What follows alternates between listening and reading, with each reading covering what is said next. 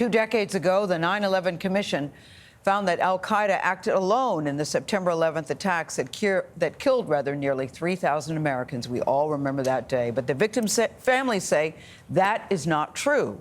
They point to a newly released video filmed outside the U.S. Capitol 2 years before the attacks and other evidence as proof. The families are now suing the Saudi Arabian government, saying that the government provided crucial assistance to the hijackers and the planners behind the attacks. 60 Minutes correspondent Cecilia Vega has the story. A voice on the video says in Arabic, "I am transmitting these scenes to you from the heart of the American capital, Washington." This video, unsealed in federal court this week and obtained by 60 Minutes, was recorded in the summer of 1999. The man behind the camera is Omar al-Bayoumi, who the FBI says was an operative of the Saudi intelligence service with close ties to 2 of the 9/11 hijackers. Time is 6 p.m. The video was filmed over several days. Bayoumi recorded entrances and exits of the Capitol, security posts, a model of the building, and nearby landmarks. In this portion of the video, Bayoumi points out the Washington Monument and says, "I will get over there and report to you in detail what is there." He also notes the airport is not far away.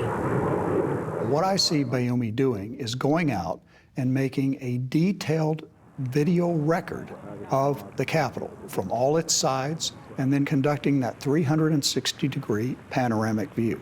GS-11. Richard Lambert is a retired FBI agent who led the initial 9/11 investigation in San Diego, where Bayoumi and the 2 hijackers lived temporarily before the attacks. He's now a consultant on the case filed by the 9/11 families. If you've ever flown into Washington, D.C., one of the first things you see on the horizon is the Washington Monument. So if you know where your other targets are in terms of the Washington Monument, it helps guide you to your intended target. Federal investigators believe the hijackers on Flight 93, which crashed near Shanksville, Pennsylvania, had the U.S. Capitol as their likely target. The lawyers for the 9/11 families and former intelligence analysts we spoke to believe portions of the video show Bayoumi surveilling the Capitol as part of that plan. And in the video, he references a, quote, plan. You said that in the plan. What plan? Who is he talking to? What do you think he's talking about? I think he's talking to the al-Qaeda planners who tasked him to take the pre-operational surveillance video of the intended target. So this video is taken in late June and early July of 1999. What does that timing tell you? Well, that means it was taken within 90 days of the time when senior al-Qaeda planners reached the decision that the Capitol would be a target of the 9/11 attacks. That's when Osama bin Laden decided to approve Khalid Sheikh Mohammed's so-called planes operation. In the days after 9/11, British police discovered the video during a raid on Bayoumi's UK apartment. They also seized Bayoumi's handwritten address book that the lawyers for the 9/11 families say was filled with phone numbers of numerous senior Saudi officials who were in the government at the time. And when Bayoumi filmed the Washington video, he was often with 2 Saudi diplomats who the FBI says had ties to al-Qaeda, a finding the Saudi government disputes. Well, it is another very large brick in a massive wall of evidence that at this point indicates the Saudi government was complicit in the 9/11 attacks. Ken Williams is a retired FBI agent who led the 9/11 investigation in Phoenix, where one of the hijackers attended flight school.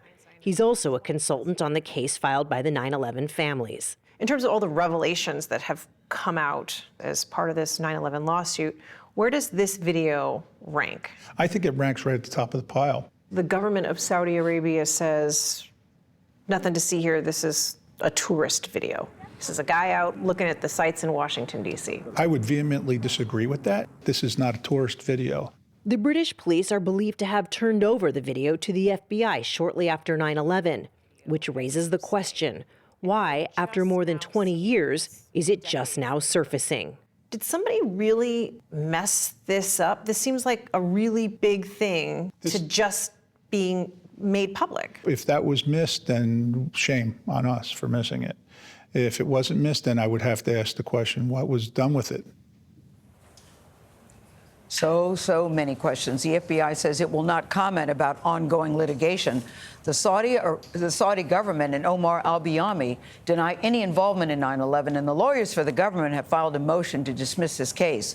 A spokesperson for many of the victims' families say the 9/11 community and all Americans deserve complete transparency and accountability for the brutal attack on our country. That's a quote. 60 Minutes will have more on this story in the fall.